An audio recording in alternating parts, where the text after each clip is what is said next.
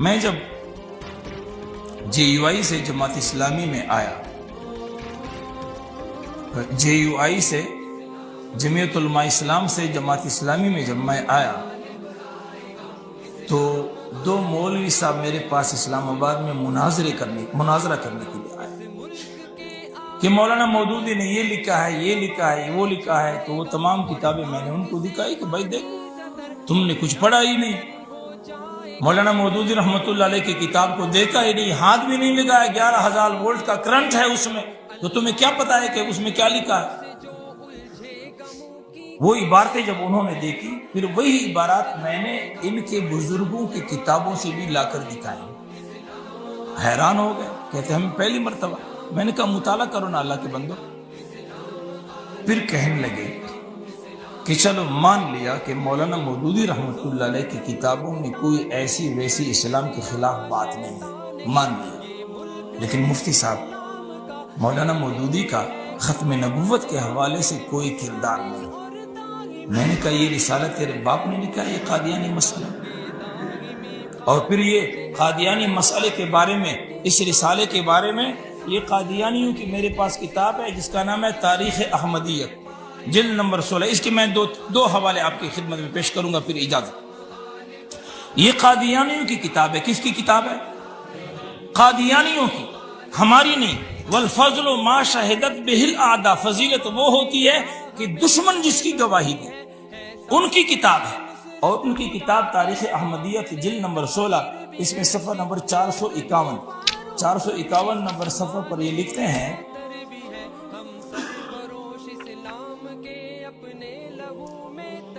کہتے ہیں سید فردوس شاہ کو 4 کی شام کو ایک غضبناک ہجوم نے مسجد وزیر خان کے اندر یا باہر قتل کر دیا۔ یہ فردوس شاہ کو یہ قادیانی تھا جو قتل ہو چکا تھا، تو یہ قادیانی لکھتے ہیں وہ قتل کر دیا گیا۔ یہ بعد میں ہونے والے واقعات کا محض ایک پیش خیمہ تھا، لیکن اس حادثے کے بعد بھی جماعت اسلامی نے نہ اظہار تعصب کیا، نہ اس وحشیانہ قتل کی مذمت میں ایک لفظ کہا۔ فردوس شاہ قادیانی قتل ہوا، جماعت اسلامی سے شکوہ کہ انہوں نے اظہار تعصب بھی نہیں کیا، بلکہ اس کے برعکس اس جماعت کے بانی نے، جماعت اسلامی کا بانی کون ہے؟ مولانا مودودی رحمت اللہ علیہ، بلکہ اس کے برعکس اس جماعت کے بانی نے آگ اور خون کے اس ہولناک ہنگامے کے درمیان قادیانی مسئلہ کا بم پھینک دیا۔ قادیانی مسئلہ کا، یہ قادیانی مسئلہ کو بم کس نے قرار دیا ہے؟ قادیانیوں نے۔ میرے پاس کچھ علماء آئے پشاور ہمارے دفتر میں، وہاں علماء میرے پاس الحمدللہ بہت آتے ہیں، بعض شکار بھی ہو جاتے ہیں، اور آپ پھر سوشل میڈیا پر دیکھتے بھی ہیں شکار کیا مطلب، بلکہ وہ اس تحریک سے وابستہ ہو جاتے ہیں۔ تو بہرحال علماء آئے تو میں نے ان کو قادیانی مسئلہ گفٹ میں دیا، اور میں نے اپنے فیس بک پوسٹ پر دے دیا کہ علماء کا وفد آیا، اور ان کو میں نے ایک بم دے دیا۔ پھر تفصیل لکھی کچھ، اور آخر میں لکھا کہ چونکہ قادیانیوں نے قادیانی مسئلہ کو بم قرار دیا ہے تو میں نے ان کو یہ قادیانی مسئلہ دیا۔ میں نے کہا ایسا نہ ہو کہ پھر پولیس والے آ جائیں کہ بم تقسیم کر رہے ہو۔ تو بہرحال یہ قادیانیوں نے اس کو کیا لکھا ہے؟ بم۔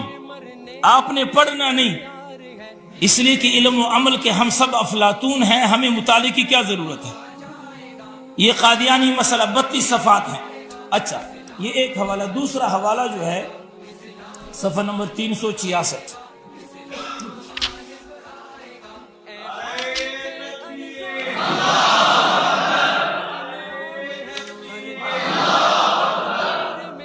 صفحہ نمبر 300۔ جزاک اللہ۔ غلام ہیں، غلام رسول میں ہمیں موت بھی قبول ہے، لیکن غلام رسول میں ہم داڑھی نہیں رکھیں گے۔ غلام رسول میں ہمیں موت بھی قبول ہے، لیکن غلام رسول میں ہم 5 وقت کی نماز نہیں پڑھیں گے۔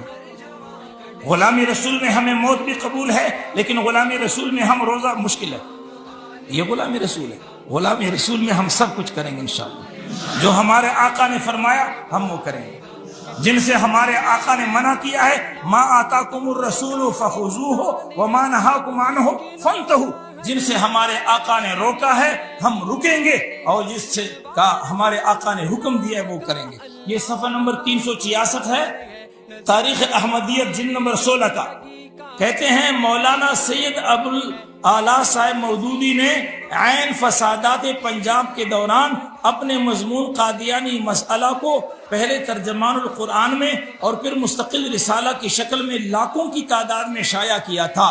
تحقیقات یہ لاکھوں کی تعداد میں کیوں شائع کیا تھا؟